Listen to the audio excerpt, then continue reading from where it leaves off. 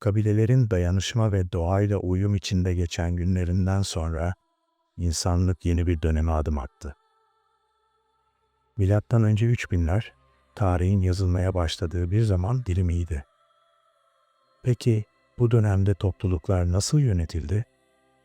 İnsanlar kabilelerin eşitlikçi yapısından neden uzaklaştı? Özgürlük bu yeni düzende ne anlama gelmeye başladı? Gelin teokrasi ve mutlak monarşi dönemine yakından bakalım. Milattan önce 3000'lerde insanlık tarımı keşfetmişti. Bu büyük bir dönüşümün başlangıcıydı. Artık avcı toplayıcı bir yaşam yerine insanlar yerleşik hayata geçti. Toprakları ekip biçmeye başladılar. Köylerden şehirlere uzanan bir yolculuk başladı. Ancak bu yeni düzen beraberinde daha karmaşık bir yönetim ihtiyacını da getirdi. Çünkü tarım sadece yiyecek üretimini arttırmakla kalmadı, aynı zamanda nüfusu da arttırdı. Daha fazla insan, daha fazla kaynak ve daha fazla kontrol demekti. Bakın, bu noktada kabilelerin basit yapısı yerini daha merkezi bir yönetime bıraktı. Teokrasi ve mutlak monarşi. Önce teokrasiden başlayalım. Teokrasi, yönetimin tanrısal bir otoriteye dayandığı bir sistemdir. Yani liderler, Tanrı'nın yeryüzündeki temsilcileri olarak görülüyordu. Bu dönemde insanlar doğayı ve evreni anlamaya çalışırken birçok olayı tanrısal güçlere bağladı. Örneğin bir sel felaketi ya da bereketli bir hasat, tanrıların öfkesi ya da lütfu olarak yorumlanıyordu. Bu inanç liderlerin otoritesini güçlendirdi. Çünkü liderler tanrılarla iletişim kurabildiklerini iddia ederek halkı yönetmeye başladı. Bu sistemin en çarpıcı örneklerinden biri Mezopotamya bölgesindeki Sümerlerdir. Milattan önce 3000 civarında bugünkü Irak topraklarında yer alan Sümerler tarihin ilk şehir devletlerini kurdu. Uruk, Ur ve Lagash gibi şehirler bu dönemin önemli merkezleriydi. Sümerlerde yönetim rahip krallar tarafından yürütülüyordu. Bu liderler hem dini hem de siyasi otoriteye sahipti.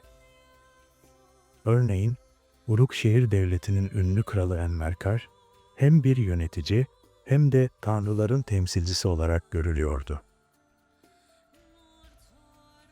Sümerler tanrıların şehri koruduğuna inanıyordu ve bu yüzden şehirlerin merkezinde büyük tapınaklar yani zikkuratlar inşa ettiler. Zikkuratlar sadece dini bir merkez değil, aynı zamanda yönetimin de kalbiydi. Rahip krallar bu tapınaklarda tanrılarla iletişim kurduklarını iddia ederek halkı yönlendiriyordu. Peki, teokraside halkın durumu nasıldı? Teokrasi, halk için hem bir güven hem de bir baskı kaynağıydı.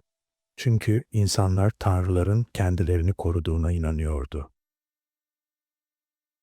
Çünkü liderler tanrısal otoriteyi kullanarak halkı sıkı bir şekilde kontrol ediyordu. Örneğin Sümerlerde halk tapınaklara vergi vermek zorundaydı. Bu vergiler genellikle ürün ya da emek şeklindeydi. Çiftçiler hasatlarının bir kısmını tapınaklara sunar, işçiler ise zigguratların inşasında çalışırdı. Bu sistem halkın özgürlüğünü kısıtlıyordu. Çünkü bireyler tanrısal otoriteye itaat etmek zorundaydı. Özgürlük artık kabilelerdeki gibi topluluğun bir parçası olma hakkı değil, tanrıların ve liderlerin iradesine boyun eğmekti.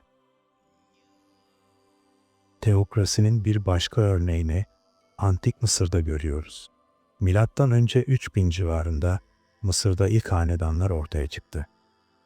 Mısır firavunları, tanrıların yeryüzündeki temsilcileri, hatta bazı durumlarda bizzat tanrılar olarak kabul ediliyordu.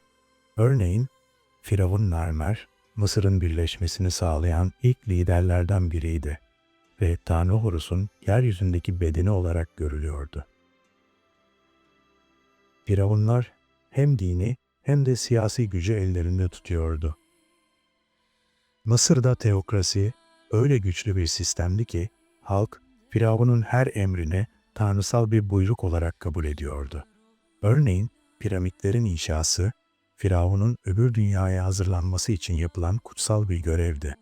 Binlerce işçi bu devasa yapıları inşa etmek için yıllarca çalıştı.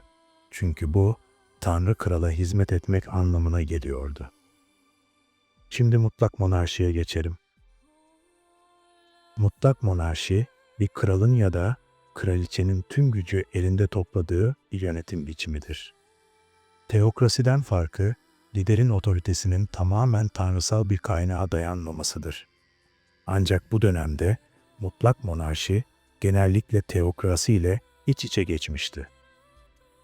Çünkü krallar güçlerini meşrulaştırmak için tanrısal bir destek arıyordu. Milattan önce 3000'lerde mutlak monarşi özellikle Mezopotamya ve Mısır gibi bölgelerde teokrasi ile birleşerek güçlü bir yönetim yapısı oluşturdu. Mezopotamya'da Sümerlerden sonra ortaya çıkan Akkad İmparatorluğu mutlak monarşinin ilk örneklerinden birini sunar. Milattan önce 2300 civarında Sargon adında bir lider Akkad İmparatorluğunu kurdu. Sargon, tarihin ilk büyük imparatoru olarak kabul edilir.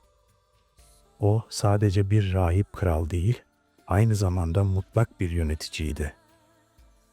Tüm Mezopotamya'yı birleştirerek şehir devletlerini tek bir otorite altında topladı.